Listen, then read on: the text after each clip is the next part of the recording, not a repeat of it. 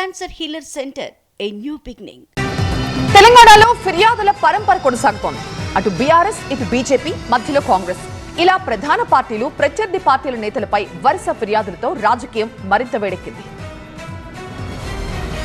తెలంగాణలో అటు బీఆర్ఎస్ ఇటు బీజేపీ మధ్యలో కాంగ్రెస్ ఇలా ప్రధాన పార్టీలు ప్రత్యర్థి పార్టీల నేతలపై వరుస ఫిర్యాదులు చేస్తుండటంతో రాజకీయ వేడి మరింత పెరిగింది. తాజాగా బీఆర్ఎస్ సోషల్ మీడియా యాక్టివిస్టులు కేంద్ర హోంశాఖ సహాయ మంత్రి బండి సంజయ్ పై అభ్యంతరకర పోస్టులు పెడుతున్నారని సైబర్ క్రైమ్ పోలీసులకు ఫిర్యాదు చేశారు బీజేపీ నేతలు.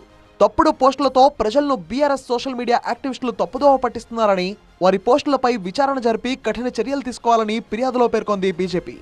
మాజీ సీఎం బీఆర్ఎస్ అధినేత కేసీఆర్ పై కేంద్ర సహాయ మంత్రి బండి సంజయ్ చేసిన వ్యాఖ్యలతో రెండు పార్టీల మధ్య వివాదం తీవ్రమైంది.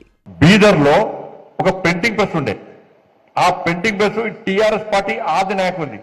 మరి ఏం చేస్తారు సార్ అంటే టీఆర్ఎస్ పార్టీ కరపత్రాలు కాదు దొంగ నోట్లు ముద్రిస్తారట ఆడ. అంటే దొంగ నోట్ల దంత కూడా చేసారు వీళ్ళు.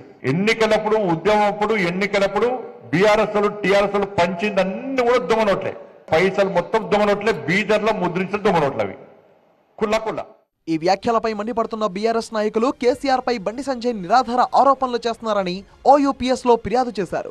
కేంద్ర సహాయ మంత్రిగా ఉన్న బండి సంజయ్ స్థాయి మర్చి అసత్య ఆరోపణలు చేస్తున్నారని మండిపడ్డారు బీఆర్ఎస్ ఎమ్మెల్యే దాసోజు శ్రవణ్. నిజంగానే నైతికత ఉన్నట్టయితే, దమ్ము ధైర్యం ఉన్నట్టయితే ఆ అడ్డమైన అధికారి ఎవడు, వాని పేరు ఎందుకు చెప్పట్లేవు బయటికి? ఎందుకు ఆ రోజు అధికారంలో ఉన్నటువంటి ఒక ముఖ్య నాయకుడు ఆ సదరు అధికారిని బీదర్కు పోకుండా ఆపిండు అని చెప్పని బండి సంజయ్ చెప్తా ఉన్నాడు. దమ్ము లేదా బండి సంజయ్ నీకు?